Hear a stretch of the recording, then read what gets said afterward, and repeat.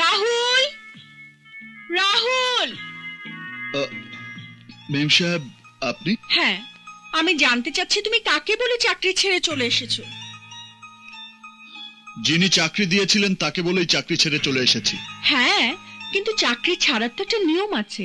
1 মাস বা 2 মাস আগে নোটিশ দিতে হয়। তোমার ইচ্ছে হলো আর তুমি চাকরি ছেড়ে দিয়ে চলে এলে, এটা কি ঠিক হলো? অবশ্যই। যেখানে আমার কাজের স্বাধীনতা থাকে না সেখানে আমি কাজ করি না। আর তাছাড়া আমি আপনার সাথে টাইম মেনটেন না করতে পারলে আপনার মানসিক যন্ত্রণা হয়। তাই আমি চাকরি ছেড়ে এসেছি, যাতে আপনি শান্তি পান। কিন্তু আমি তো শান্তি পাচ্ছি না। তাতে আমার কিছুই করার নেই। আপনার অনেক টাকা আছে, টাকা দিয়ে ড্রাইভার নামের একটা পোষা বিড়াল কিনে নিন, যে আপনাকে সকাল বিকাল হুজুর হুজুর করে শান্তি দেবে। Shut up Rahul, shut up.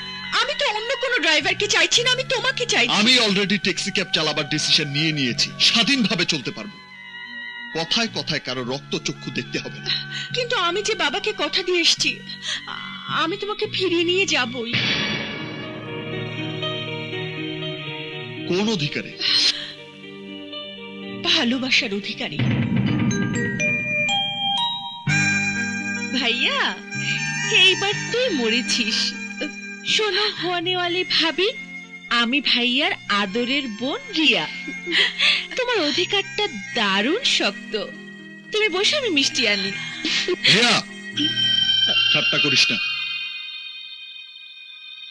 শুনুন মিস মিথিলা, আমি ফুটবলও নই, ক্রিকেট বলও নই। আমাকে নিয়ে দয়া করে ভালোবাসার খেলা খেলবেন না। ভালোবাসা কোনো খেলা নয় রাহুল।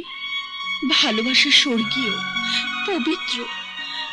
হৃদয়ের মধ্যে যে মন, সে মন থেকে জন্ম নেয়।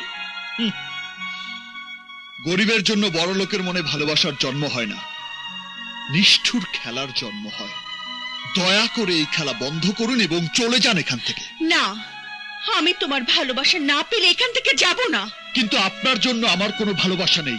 গরিব আর বড় লোকের মধ্যে ভালোবাসা হয় না। দয়া করে সেই ভুল করবেন না। রাহুল,